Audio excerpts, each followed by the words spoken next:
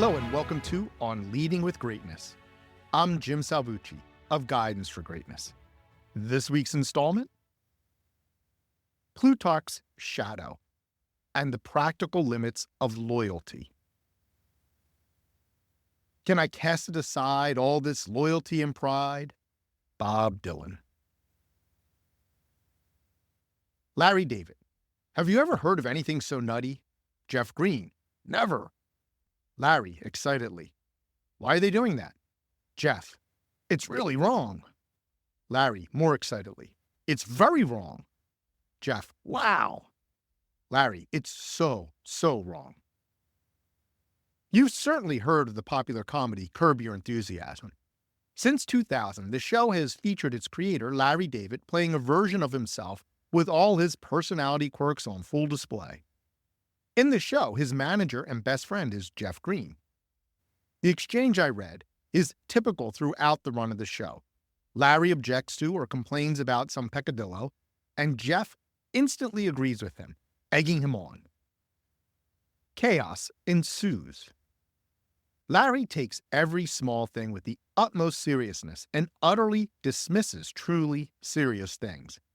And as bad as Larry is on his own, Jeff makes him worse, often reinforcing and instigating his behavior. In the pilot episode, after Larry and Jeff conspire to deceive Larry's wife over some forgettable matter, Jeff condones Larry's rudeness to his own wife and parents, taking Larry's side over his family's. Jeff, they're mad at you. Larry, that's insane. Jeff, I've already told them they're crazy. They're crazy.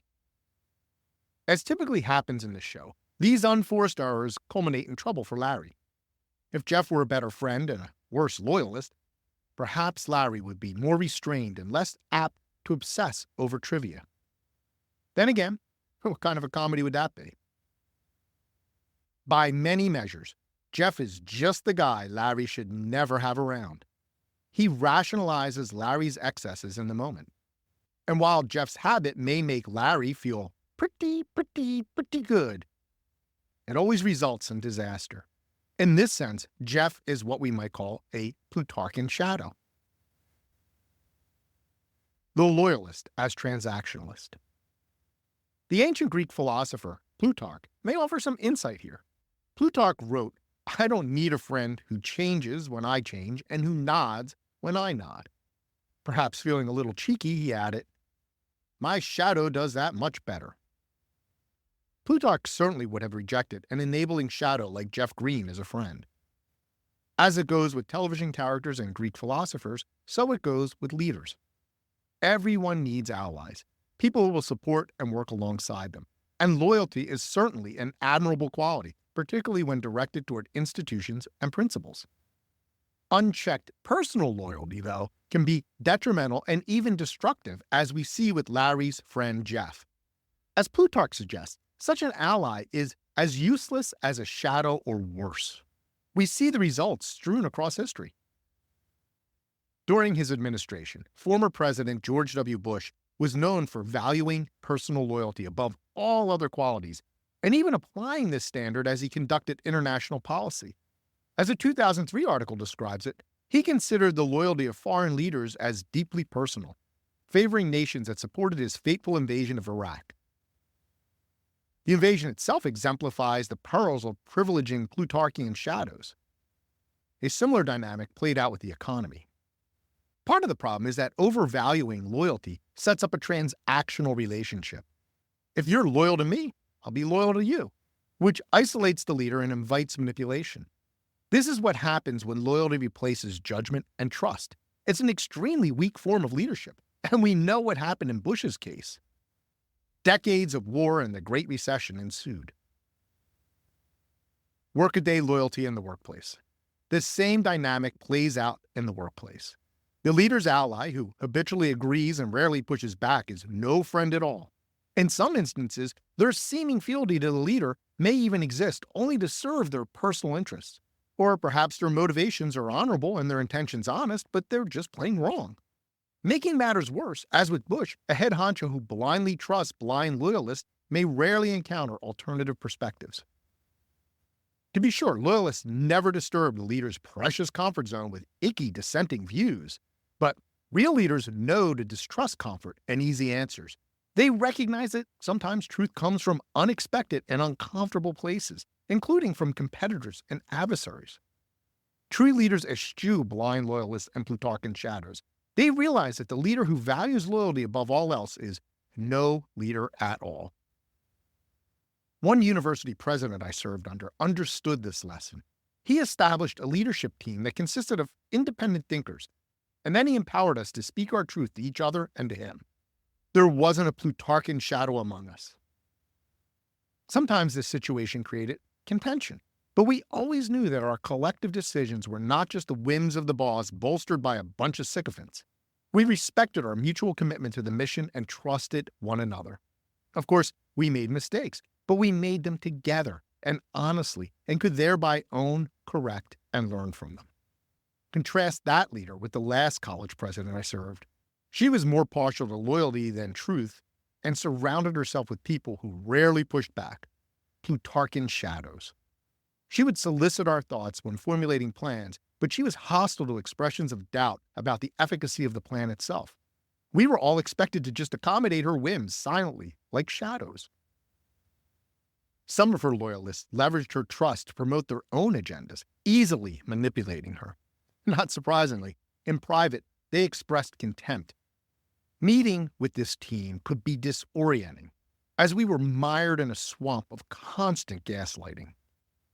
Needless to say, we oversaw a college that wallowed in lowered expectations and poor performance. Despite a decent array of resources, the school chronically fell short of its stated mission.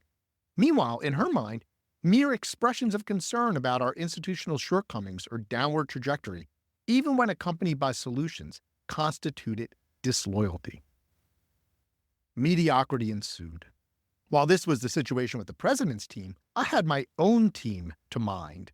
I valued loyalty too, but a mutual loyalty to the institution, its students, and our mission. Before making decisions, I empowered the faculty and deans to offer suggestions and criticism and ask questions at every turn. One of my closest lieutenants regularly grilled me to make sure my reasoning was sound and that we were on the right track. Her approach was polite and respectful. Rancor is never productive, but still discomforting to face. Nonetheless, her probing mind, intelligence, and candor provided an invaluable check and restrained me from going off half-cocked. I don't mean to suggest that my leadership never succumbed to the allure of the occasional Plutarchian shadow among the ranks. Whenever that happened, though, I had plenty of honest people to set me straight. As Plutarch suggests, no one needs an enabler friend like Jeff Green, Larry David's Plutarchian shadow. Moreover, no leader wants such loyalists around to indulge their worst foibles and endorse their worst ideas. Such blindly loyal allies, wittingly or unwittingly, mislead and deceive. They can't help it. Instead, great leaders, like that first university president I described, empower those around them to speak truth to power. That way, they keep their own power in check. Still need convincing? Here's an illustrative and classic exchange from Season 2 of Curb. Larry has to replace a doll's head he ruined, and with Jeff's help, steals one from Jeff's young daughter. Larry, stroking the head of a disembodied doll head.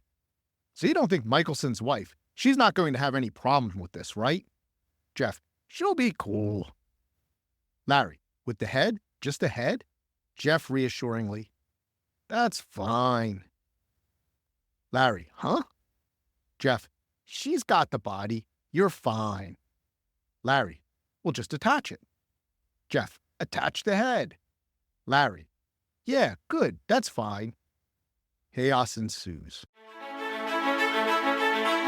How do you weigh loyalty in assessing allies? Do you find expressions of personal loyalty make someone more or less trustworthy? Great leaders distrust personal loyalists and instead seek out those who are loyal to the organization and its mission. And I can help. Unlock the great leader within. Download my free resource, the Transform to Greatness Toolkit, now at thegreatleadershiptoolkit.com. I look forward to hearing from you.